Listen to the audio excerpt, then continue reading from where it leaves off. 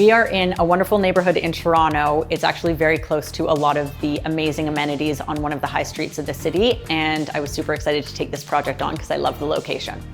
This is a semi-detached, so it's a bit of a smaller space, which is why we really had to work on the floor plan and make sure that we were able to maximize every inch of space in this house to really get our clients what they needed for their family.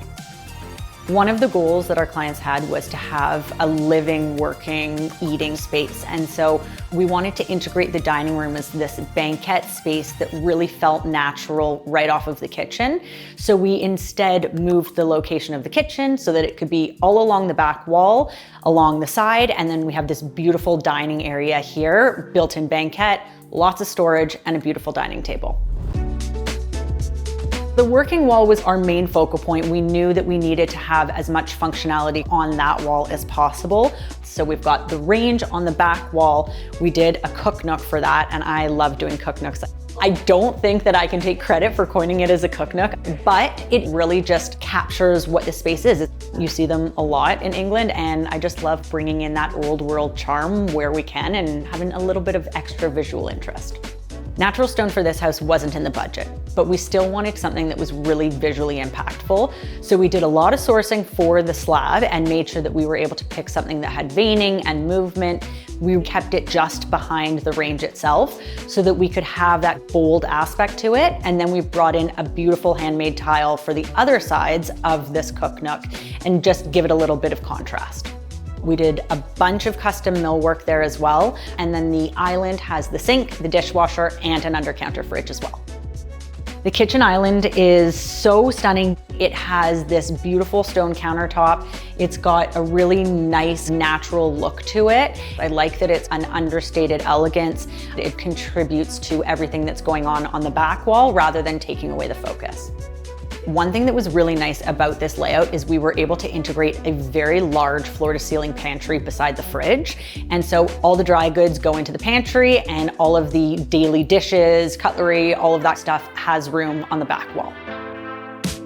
This house tour is presented by Tanqueray Rangpur Lime. This favorite gin is made from the zesty and rare Rangpur lime. It's a cross between a mandarin orange and a lemon.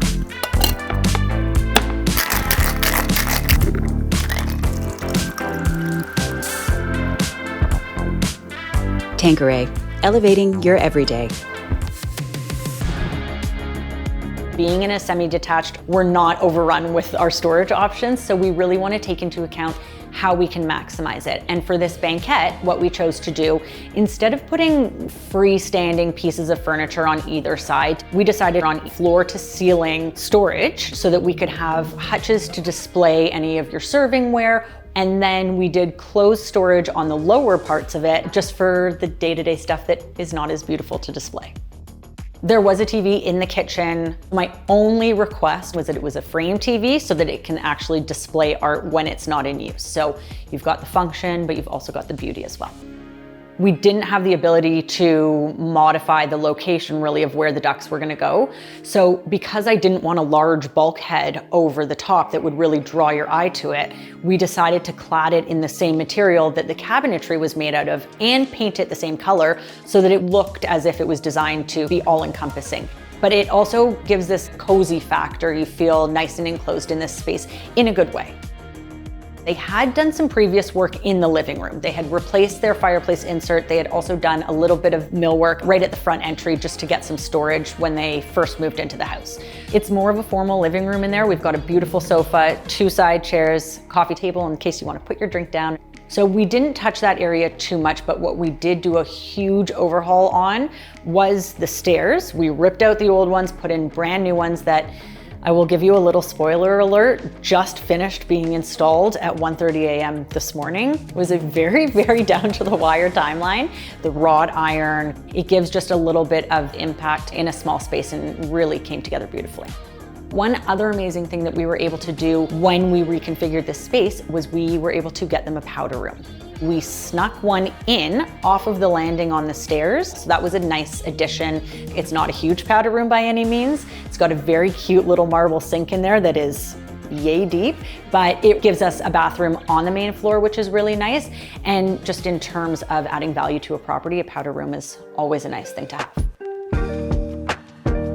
In the primary bedroom, we removed the fireplace since they had never used it anyways, and we were able to integrate an ensuite and a walk-in closet. We did have to take some space away from the bedroom itself, but really not much. And one of the best surprises, and you don't hear the word best and surprises often in construction, but when the ceiling got demoed, we followed the shape of the roof line, and we were now able to have these huge ceilings in that bedroom, which just really make it feel grand and elevated for a bedroom.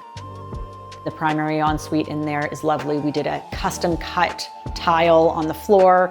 It's a pattern that is quite beautiful and sophisticated. It's got a water closet built into the washroom, so you've got a little bit of privacy between the toilet and the shower and the vanity, and then we've got a walk-in closet there as well. With the kids' bedrooms, we were able to incorporate a Jack and Jill bathroom so that the kids have their own bathroom now. Used a lot of fun tile in the kids' bathroom, and I don't know that everybody would have been okay with a checkerboard tile, let alone an emerald green checkerboard tile. But we leaned into it, we went for it. It's on the floors, it's on the skirt of the tub, it's on the walls in the tub and shower, and it's actually one of my favorite parts of the house. We really wanted to make sure that we were getting all of the important items that were on our clients' wish list. That's one of my favorite things. It's like a puzzle that you have to figure out how to get all the pieces in that your clients want while optimizing the overall layout and really making sure that you are taking into account how a family needs to live, but also how a family is going to grow over time. So yes, going through architectural drawings and reconfiguring layouts is part of, why I love this job so much.